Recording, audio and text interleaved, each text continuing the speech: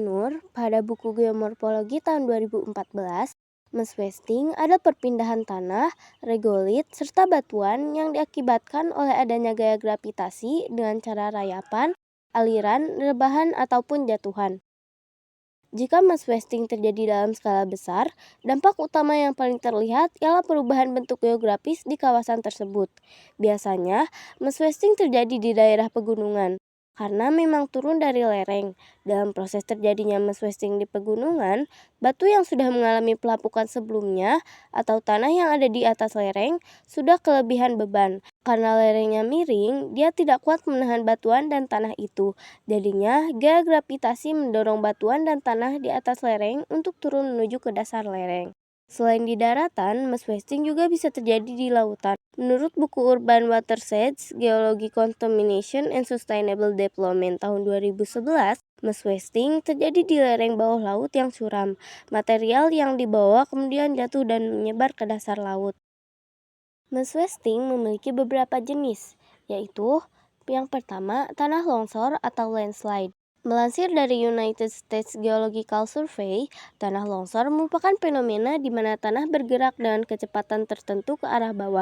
Selain pergerakan tanah, landslide juga menyebabkan adanya aliran berupa bebatuan atau lumpur ke arah bawah.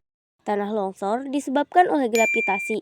Namun, fenomena ini juga bisa disebabkan oleh curah hujan yang tinggi, erosi sungai, perubahan air tanah, gempa bumi, aktivitas vulkanik, dan lain sebagainya. Yang kedua, rayapan tanah atau soil creep. Soil creep merupakan Westing yang terjadi secara lambat. Umumnya terjadi di kawasan lereng. Umumnya, soil creep bisa diketahui dari dinding bangunan yang retak atau adanya pembengkokan lapisan bebatuan di suatu kawasan. 3. Aliran lumpur atau mudflow.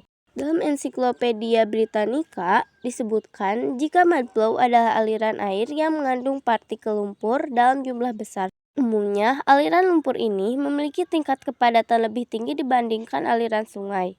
Mudflow sering terjadi di area lereng, khususnya area yang cukup sering terjadi erosi. Aliran lumpur biasanya disebabkan oleh curah hujan tinggi yang bercampur dengan struktur batuan atau tanah yang mudah terkikis.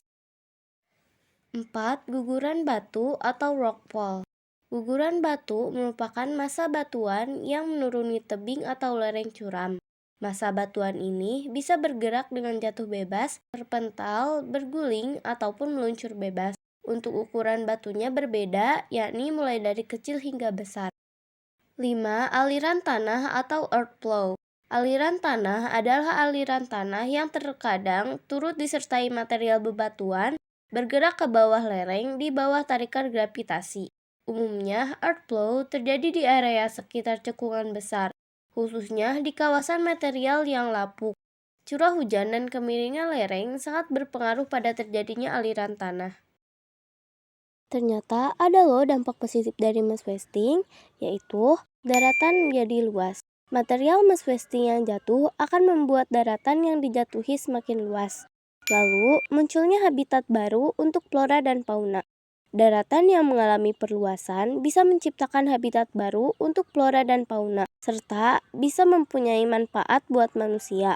Flora dan fauna bakal makin tersebar di sana. Terakhir, munculnya material yang sebelumnya belum ditemukan. Material yang terbawa Westing akan kelihatan waktu di permukaan.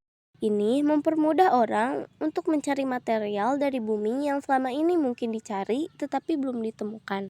Di sisi lain, apakah fenomena Westing merugikan kehidupan manusia? Jelas iya, dampak negatif Westing antara lain bangunan permukiman atau lahan pertanian jadi rusak. Sistem transportasi di daerah yang terkena Westing akan terhambat. Hilangnya nutrisi dalam tanah. Dalam kasus yang parah, Westing bisa memakan korban jiwa. Westing juga bisa dipengaruhi oleh curah hujan serta aktivitas seismik di kawasan tersebut. Contoh Westing yang cukup sering terjadi adalah tanah longsor.